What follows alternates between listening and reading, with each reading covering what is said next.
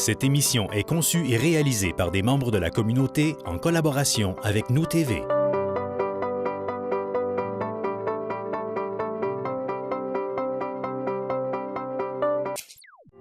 Cette émission vous est présentée en partenariat avec la Société d'histoire du Lac-Saint-Jean, qui se préoccupe de rendre accessibles les éléments de notre patrimoine qui ont façonné l'histoire de la région et la vie quotidienne de ses habitants, ainsi qu'avec la participation financière de la résidence funéraire Lac-Saint-Jean, propriété exclusive des gens du milieu, qui accompagne et soutient les familles endeuillées depuis plus de 3 décennies avec respect et compassion. Ici Mélissa Raté, bienvenue à nos bâtisseurs. Notre invité a fait ses études en arts plastiques au Collège d'Alma. Le milieu des années 90 marque pour elle un tournant dans le début de sa carrière comme artiste en arts visuels. On lui doit les projets, les œuvres en béton, entre autres, ceinturant le site de Place Festivalma et le projet longeant la rivière Petite-Décharge au centre-ville d'Alma.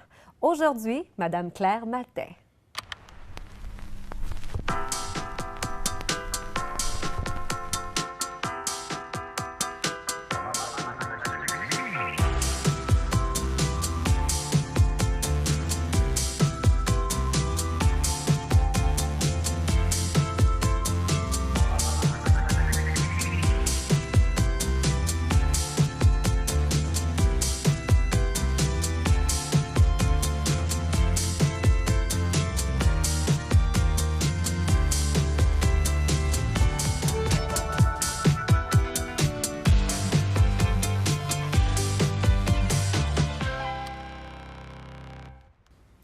Madame Maltais, c'est un plaisir de vous recevoir à l'émission Nos bâtisseurs. Oui, bonjour. Évidemment, on va parler de votre carrière, de tout ce que vous avez fait au cours des dernières années. Tout d'abord, vous avez étudié en arts plastiques au Collège d'Alma.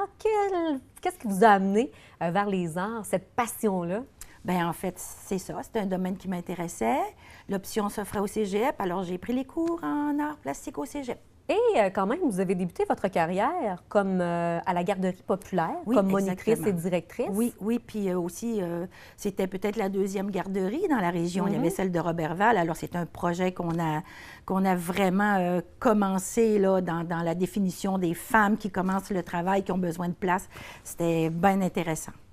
Et on s'entend qu'on est un petit peu loin du domaine des arts. Mais tout de même, oui, mais tout de même. À Exactement. un certain moment donné, vous vous êtes rapproché justement du milieu culturel, du milieu artistique. De quelle façon? Bien, il y a une chose, c'est que la garderie avec les enfants, c'est quand même un beau monde de créativité. Oui. C'est un monde où est-ce qu'il faut expliquer les choses d'une façon simple. Alors, il y a eu ça. Et puis, oui, j'ai quitté la garderie et j'ai travaillé pour la Biennale du dessin de l'estampe de l'époque, et puis aussi à Langage Plus. Et par la suite, dans le milieu des années 90, tout le monde a vu le site de Place Festivalma, parce que c'est vous qui l'avez fait. Comment s'est fait l'approche? Comment ce défi-là est arrivé dans votre vie? Bon, en fait, c'est ça. L'amphithéâtre, c'est qu'il y avait tout Festivalma, cette activité-là, qui voulait un amphithéâtre depuis quand même un bon bout de temps. Puis je sais qu'ils ont été les derniers à l'avoir. Ils ont été les premiers à le penser, mais ils ont été les derniers à l'avoir. Mais ils n'ont pas eu n'importe quoi. On s'entend. Alors, ben c'est ça. Ils sont venus à la maison. Ils ont rencontré Jocelyn, mon conjoint, pour lui demander, c'était entre autres Denise Bouchard, qui était une bénévole et sur le conseil d'administration. Okay. Elle était venue nous voir parce qu'elle disait, bien là, c'est sûr, il y a les logos mais d'entreprise, parce que c'était d'approcher les entreprises pour aider le financement. Oui. Puis on lui a demandé de nous laisser un petit peu de temps. Ça fait que là, on s'est arrêté sur la chose. On a proposé, par après, de vendre des œuvres de 5 pieds par 7 pieds aux entreprises pour justement financer le projet. Et là, ce sont des frottis, en fait, avec le béton qui ont été faits. Entre autres, on a un exemple un peu de ce qu'on retrouve à Place Festivalma. Vous avez créé votre propre démarche, en fait, avec le béton, là. Vous avez, Oui, je me suis lancée dans le béton tête première sans trop connaître ça, évidemment, parce que eux, le Festiram, l'équipe, avait approché justement les bétons pour pouvoir réaliser cet amphithéâtre-là. Alors, ce que j'ai fait, c'est que j'ai présenté une étude de 28 bas-reliefs en granit. Mais comme on ne peut pas déplacer des granites, c'est quand même assez lourd, j'ai pris l'empreinte. Alors ici, ce qu'on a, c'est l'empreinte du granit. Ça servait aussi de guide pour réaliser le grand 5 par 7, le grand 5 pieds par 7 pieds qu'on allait proposer avec ces images-là aux entreprises. J'imagine qu'un défi comme celui-là, il y avait... Ah, c'était fou complètement, parce que on a eu l'aval de faire l'amphithéâtre au mois de décembre, peut-être. J'ai eu 6 mois, en tout cas, pour réaliser les bas-reliefs. On travaillait non-stop. Un délai assez court, merci. Oui. Oui. Et là, ce sont combien d'œuvres qu'on va retrouver? On a 28 bas-reliefs autour de l'amphithéâtre. On a 4 catégories, puis c'est-à-dire on a 7 catégories, puis on a 4... je ne me rappelle plus trop comment ça marche, là, 4 sujets. 4 sujets dans chacune des catégories. Vous avez laissé votre trace maintenant à Place Festivalement. C'est assez incroyable. C'est une belle fierté pour vous? Oui, puis une fierté aussi pour toutes les gens qui l'apprécient parce que, d'abord, c'est quand même pas rien de dire que des entreprises, à partir d'une image, ont décidé de s'associer à ce projet-là. Et c'est unique aussi. Oui, exactement. Tout à fait. Oui, c'est une belle pièce, puis c'était plaisant aussi dans le cadre de Les Arts et la Ville de le présenter parce que c'est dans notre cours. Qu'est-ce que vous aimez du béton? Parce que c'est la matière avec laquelle vous travaillez le plus souvent. Pourquoi le béton? Bien, le béton, c'est d'abord liquide, hein? Puis après, ben, c'est solide. Fait que si je reviens à la garderie, c'est toute une histoire de pâte à modeler qui est pas mal plus durable, disons. Ah, c'est bon. Par la suite, après Place Festivalement, il y a eu le projet aussi longeant la rivière Petite-Décharge. Oui, ça aussi, ça a été un beau défi pour vous en tant qu'artiste. Puis ça a été aussi un projet qu'il fallait faire pour hier. C'était vraiment... Est-ce que vous aimez ça, la pression? Bien, je fais avec. OK, parfait. Puis c'est une de vos qualités.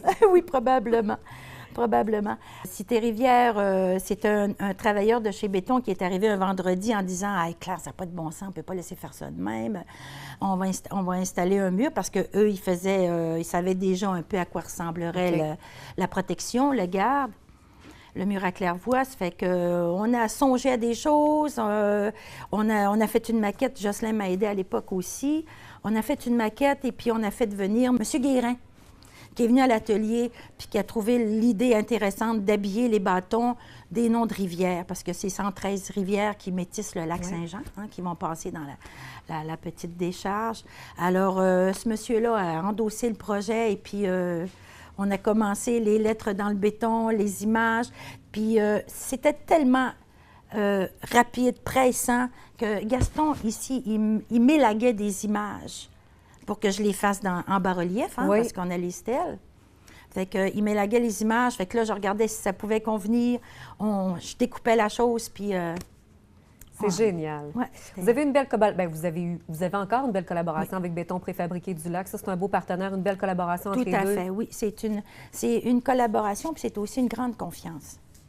Fait que ça, c'est parce que, tu sais, M. Bouchard et compagnie, ils ont de la vision, mais ils n'ont pas le temps de s'asseoir et de dire, ben on va t'écouter, ça a peut-être du bon sens. Non, ils me font confiance, puis... Carte blanche, totalement.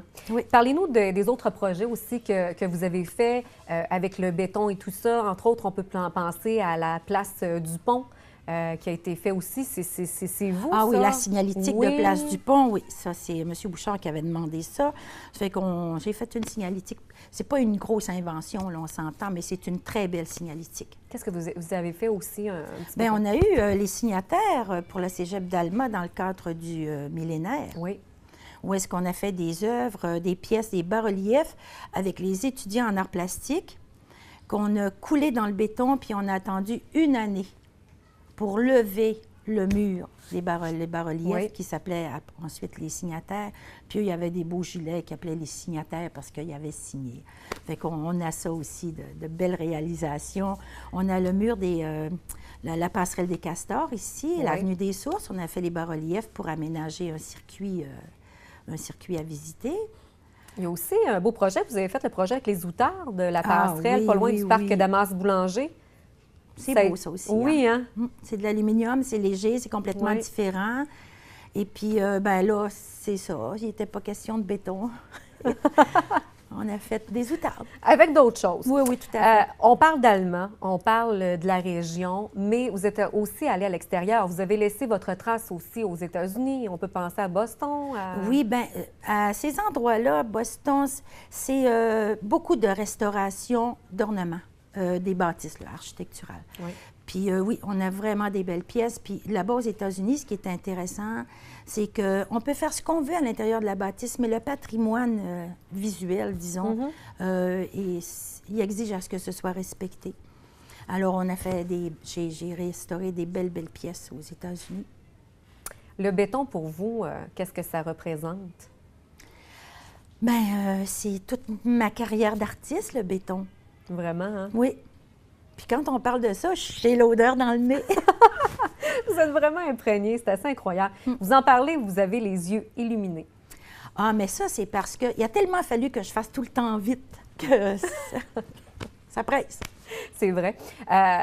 Outre la belle collaboration que vous avez avec Béton Préfabriqué du Lac, les entreprises peuvent faire affaire aussi avec vous pour un petit peu intégrer l'art au sein des entreprises. De plus en plus, on fait ça aussi. Oui, puis on a raison de le faire parce que on protège aussi notre histoire quand on se permet de faire des restaurations comme ça, de la sorte.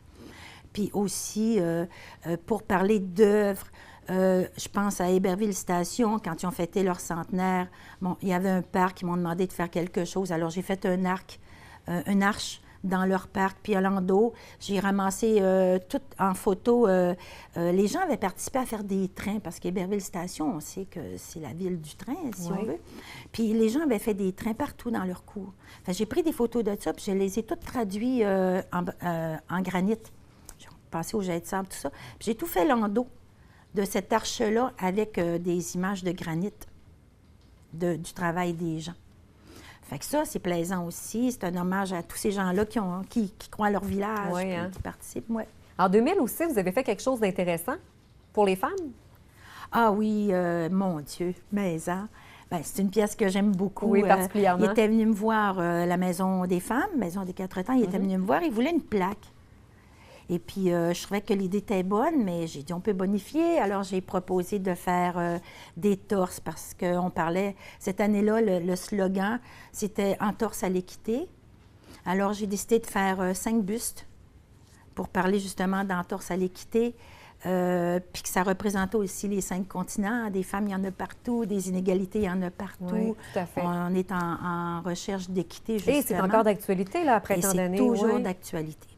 Exactement. Fait que ça, c'est une belle pièce qui fait partie de mes œuvres de béton. Bien, justement, est-ce qu'il y a une œuvre en particulier que vous appréciez le plus, peut-être une petite fierté qui représente peut-être plus pour vous? Bien, elle me touche parce que, dans le fond, je ne l'ai pas imposée, mais je suis arrivée avec. Puis, elle me tenait beaucoup à cœur, bien sûr, parce que c'est une histoire de femme, hein? Mais après ça, ben, je pense que je les aime toutes égales. Maintenant, quand on va se promener dans la ville d'Alma, on va pouvoir dire, maintenant, les œuvres, on sait qui les a fait. C'est intéressant de voir, de faire le parcours de toutes les œuvres en béton. Oui, puis ce que je trouve quand même particulier, c'est que ça s'est fait comme dans un court laps de temps. C'est quand on part de l'amphithéâtre jusqu'à maintenant avec Damas, c'est comme 10 ans, 20 ans. Je trouve que c'est court. Madame Maltais, ça a été un plaisir. Merci beaucoup. Bien oui, on a déjà terminé. Merci beaucoup. Bien, ça m'a fait plaisir maintenant.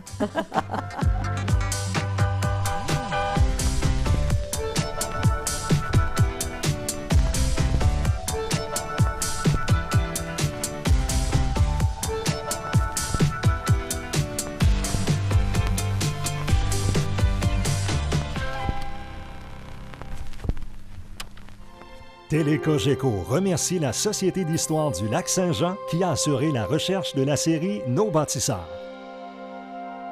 De même que la résidence funéraire Lac-Saint-Jean pour sa contribution financière.